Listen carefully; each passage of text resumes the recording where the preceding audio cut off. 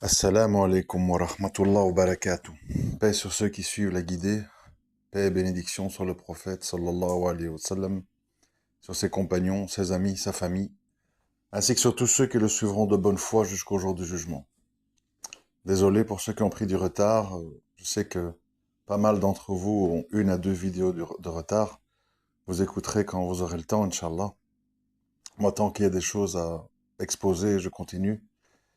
Et puis, je ferai un break pour permettre à tout le monde de rattraper le train en marche, Inch'Allah.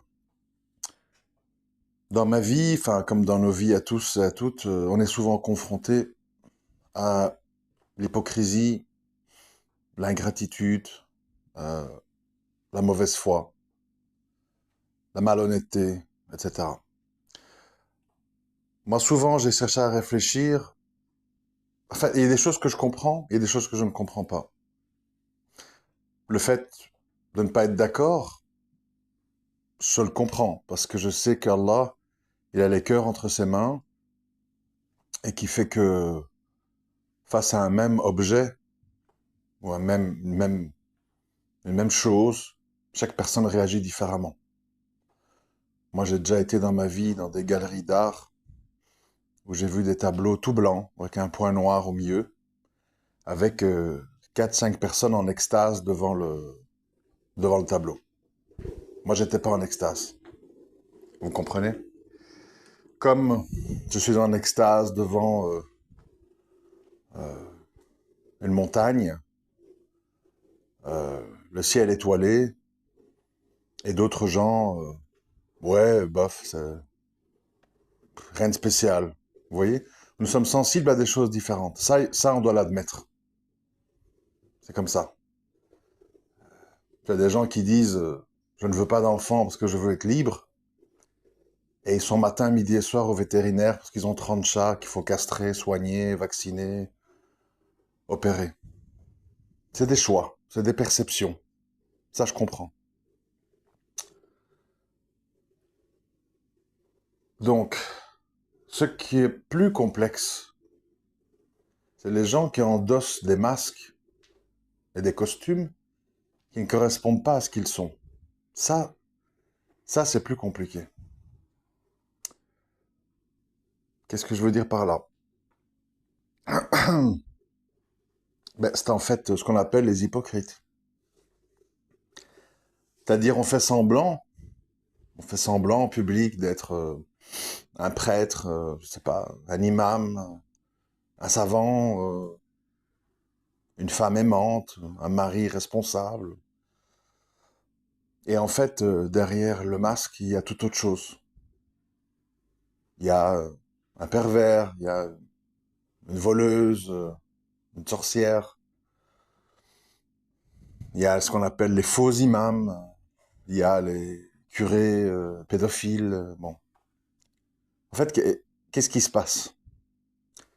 J'ai cherché longtemps une formule réductrice qui permettrait de comprendre ça. Il y a des gens, il y a des gens qui, pour qui leurs intérêts immédiats, bien sûr, leurs intérêts immédiats, leurs passions, leurs plaisirs, ce qui touche à ce bas monde, en fait, quelque part, l'emporte sur leurs valeurs. C'est ça qu'il faut comprendre. Tu ne peux pas demander à tout le monde d'avoir des valeurs qui surpassent ses intérêts. Et quand on comprend ça, on peut commencer à comprendre beaucoup d'autres choses. Souvent, je me suis dit, comment est-ce possible à notre époque que des gens, certes manœuvrés par des têtes pensantes, maléfiques, mais tout de même qui ont le libre arbitre, qui ont un minimum d'intelligence, de réflexion, accès à l'information. Comment se fait-il qu'à notre époque, des gens, qui soient musulmans ou non d'ailleurs, se déplacent encore dans les bureaux de vote, alors qu'ils savent en fait que nous sommes face à une immense supercherie, un jeu construit de toutes pièces dans le but de manipuler le peuple, pour le faire penser que sa voix est importante, et au final on se répartit les rôles entre copains, et on défend nos intérêts, et on vote des lois qui vont dans notre sens, On fait des coalitions, on fait semblant d'être ennemis alors on ne l'est pas. Et les gens militent dans des partis politiques, se mobilisent, distribuent des tracts, collent des affiches, votent, vont à des manifestations. Toi, tu mets une écharpe bleue, moi je mets une écharpe rouge, moi je mets une écharpe rose, et chacun joue sa pièce de théâtre. Je me suis dit, qu'est-ce qui fait à notre époque que des gens, encore plus musulmans, subhanallah, tombent là-dedans. Et en fait, la réponse n'est pas très, n'est pas très surprenante, n'est pas très originale en fait. C'est tout simplement que la religion est utilisée en paravent, une sorte de vernis. C'est important que vous compreniez ça parce que les gens ont trop tendance à raisonner en croyants, mécroyants, apostats. Il y a toute une zone grise, mes frères et sœurs. Une grande zone grise dont la majorité des gens sont là-dedans. C'est quoi les gens de la zone grise? Ce sont en fait des gens, écoutez bien, parce que c'est important, ça va vous aider à vraiment comprendre l'espèce de gens à qui on a affaire. Tu as des gens, en fait, qui sont des calculateurs. Ils font des calculs. Ils se croient en fait malins. On ne peut pas empêcher les gens de se croire malins. Bon, ils se croient malins, plus malins que les autres. Et ils font leur compte. Et qu'est-ce qu'ils font comme compte? La religion, c'est un ciment national, c'est un ciment familial. Ça me permet d'avoir une certaine autorité sur ma femme ou sur mes enfants, etc. Ça me donne une image de respectabilité. Ça m'ouvre certaines portes. C'est intéressant, ça peut être même amusant, les débats religieux. Et par certains aspects, ça me convient. Avoir 4 femmes, euh, si tu te refuses à moi, les anges te maudissent. C'est intéressant, ça m'intéresse. Mais faut pas que cette histoire de religion commence à m'empêcher d'avoir une certaine stabilité et une dominance et confort de vie. C'est-à-dire que dans la hiérarchie des priorités, le but n'est pas de faire prévaloir sa croyance, ses principes, ses valeurs, ses interdits. Le but, c'est d'utiliser la religion comme un outil afin d'acheter la paix sociale et de dominer les autres et de s'acheter une image de respectabilité. C'est très important à comprendre ça. Très, très important. Parce que c'est des gens, évidemment, qui ont appris avec les années à vivre avec ce masque. Ils ont appris à avoir plusieurs personnalités en eux. C'est comme ça que souvent on dit « Quoi, cet imam, c'est un trafiquant de drogue, je n'aurais jamais cru. Quoi, ce prêtre, et les pédophiles, les enfants ?» Les gens, ils tombent des nues, en fait. Parce que les gens croient toujours que c'est très fréquent de rencontrer des êtres humains. Et là, je parle en général, vous voyez, ce n'est pas spécifique du tout aux musulmans. On trouve ça un peu partout. Il y a des êtres humains, quelle que soit leur orientation religieuse, qui sont des gens honnêtes. Ils peuvent être honnêtes dans leur égarement. Attention. Honnêtes dans leur égarement, mais honnêtes.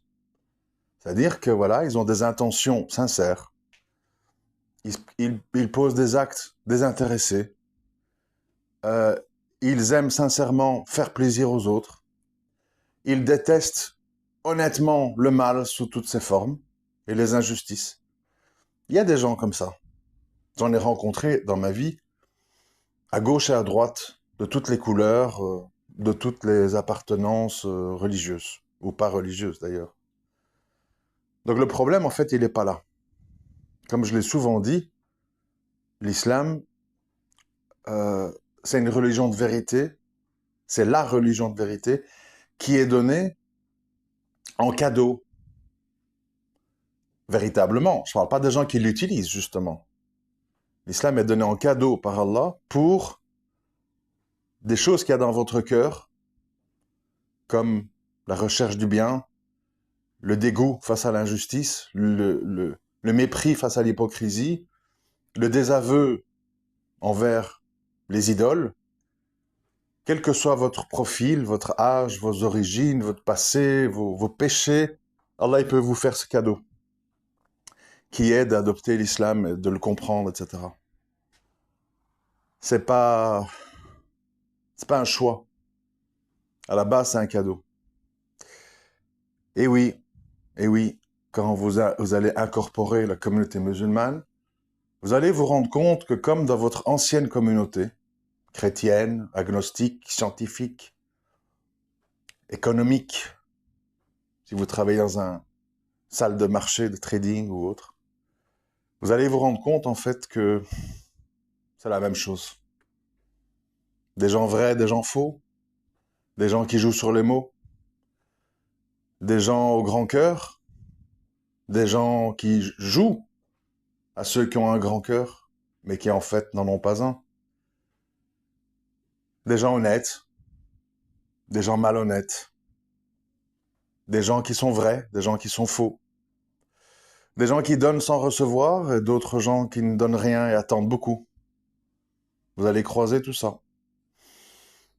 Avec ou sans barbe, avec ou sans voile, avec une peau blanche ou basanée, peu importe. C'est pourquoi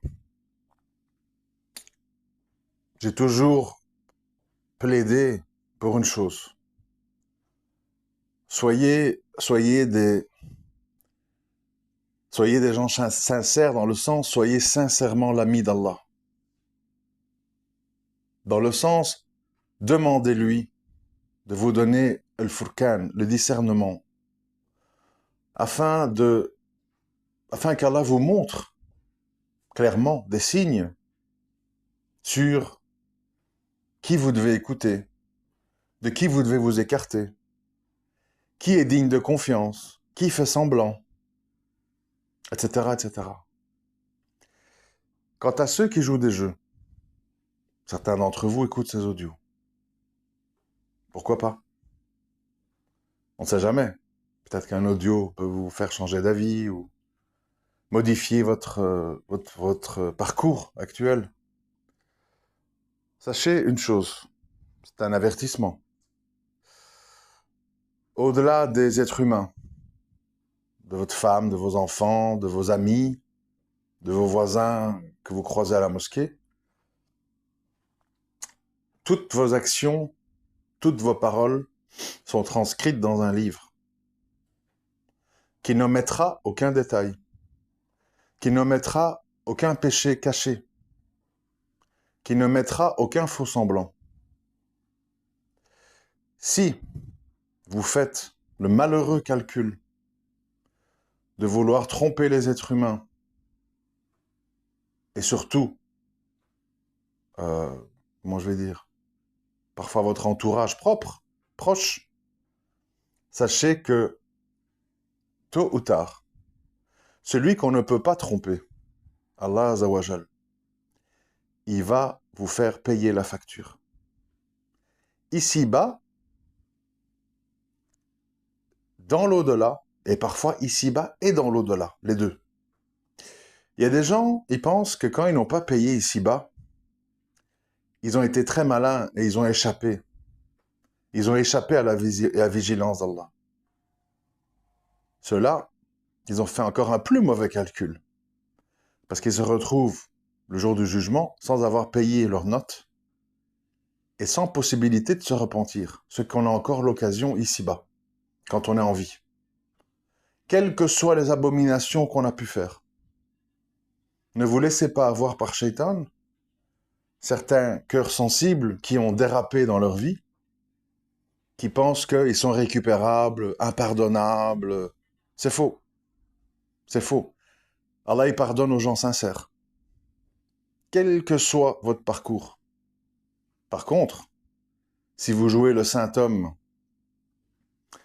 et que dans l'arrière-boutique, on a du shirk, on n'a pas de l'écartement du tarot et compagnie, là, on est dans l'autre côté de la barque.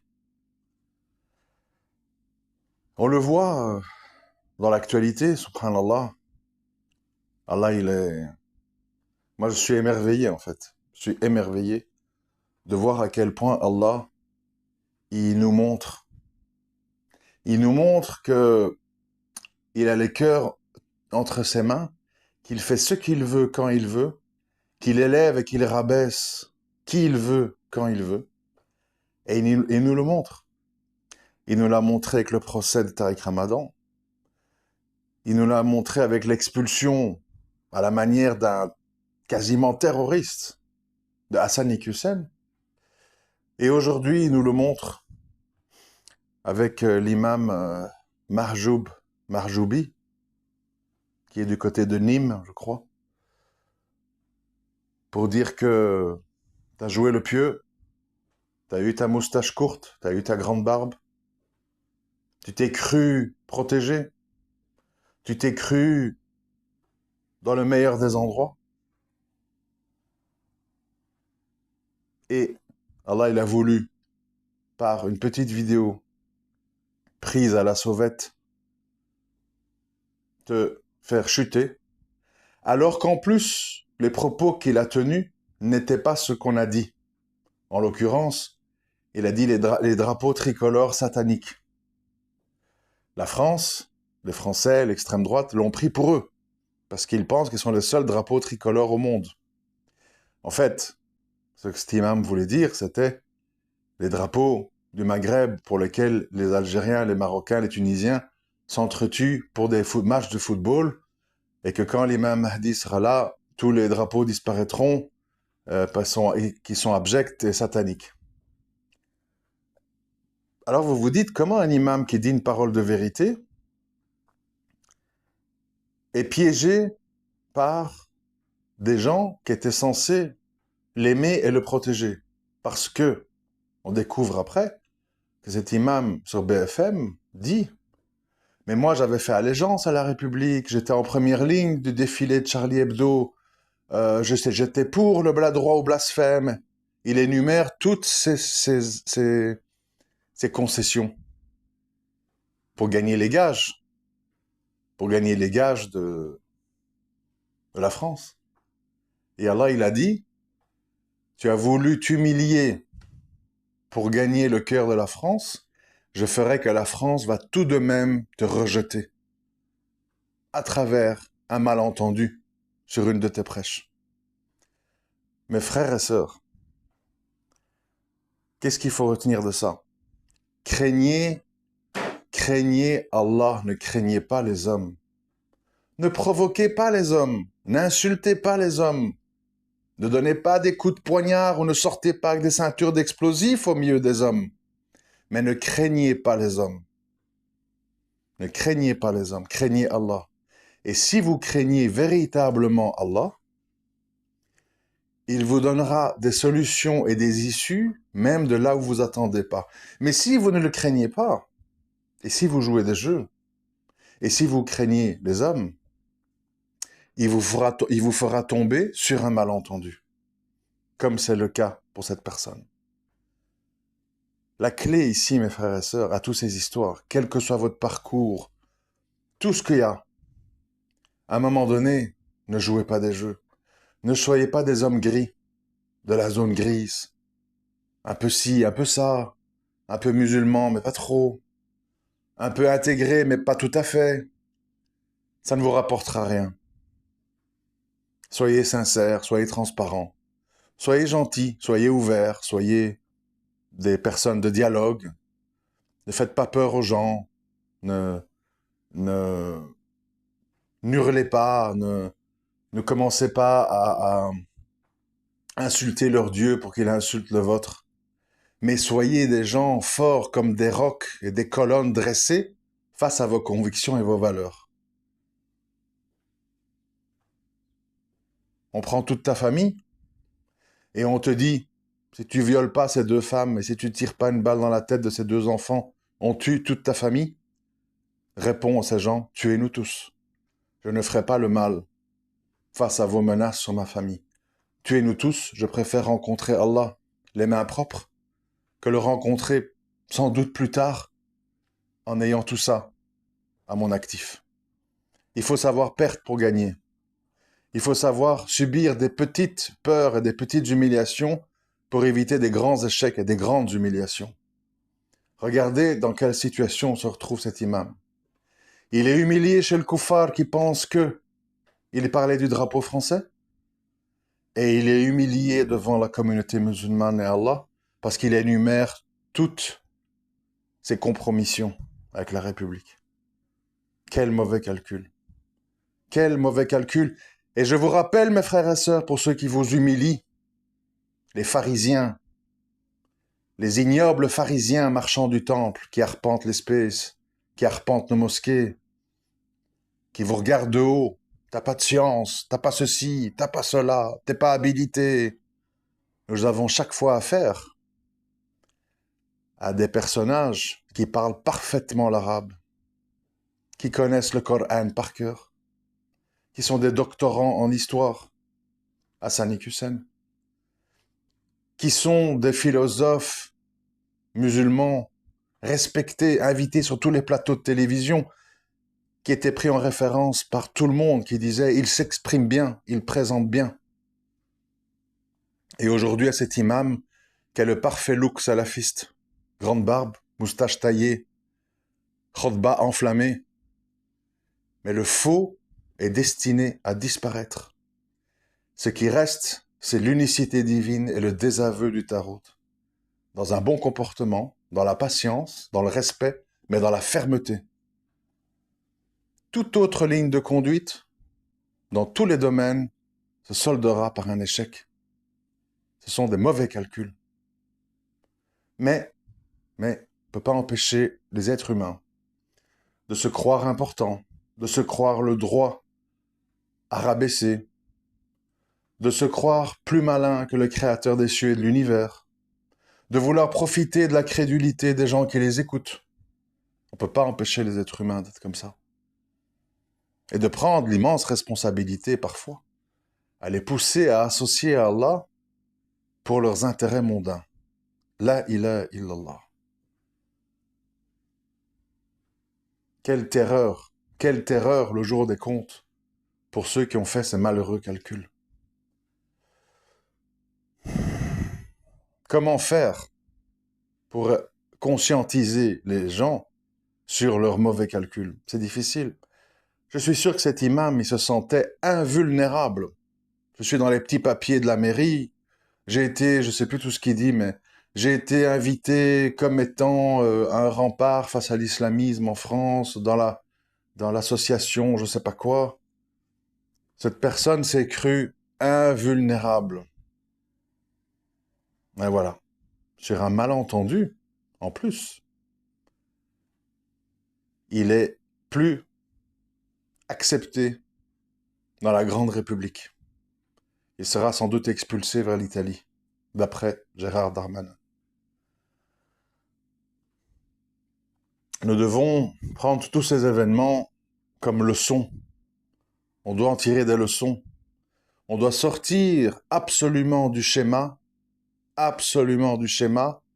grande barbe, arabe, camis, taguilla, égale frère de bien, frère juste, frère savant. Je vous l'ai déjà dit dans pas mal de vidéos. Est-ce que vous pensez que je peux pas faire le clown, moi aussi? Franchement. Vous croyez que je peux pas installer une caméra chez moi devant une grande bibliothèque et je m'habille en blanc avec ma barbiche et une taguilla et je commence à faire des manières et tout? Vous croyez que je peux pas faire ça? Franchement. C'est tout à fait dans mes capacités. Mais moi, je suis pas là pour tromper les gens. Je suis pas là pour vous manipuler, pour vous rabaisser, pour me faire sentir supérieur. Je suis là pour essayer de tous nous tirer vers le haut et d'arriver le plus nombreux possible devant Allah en pouvant dire « Ya Allah, pardonne-nous nos péchés, nos manquements », mais on en s'est battu de toutes nos griffes et toutes nos dents pour ne rien t'associer. Voilà l'objectif. Qu'Allah nous préserve et nous guide. Assalamu alaikum wa rahmatullahi wa barakatuh.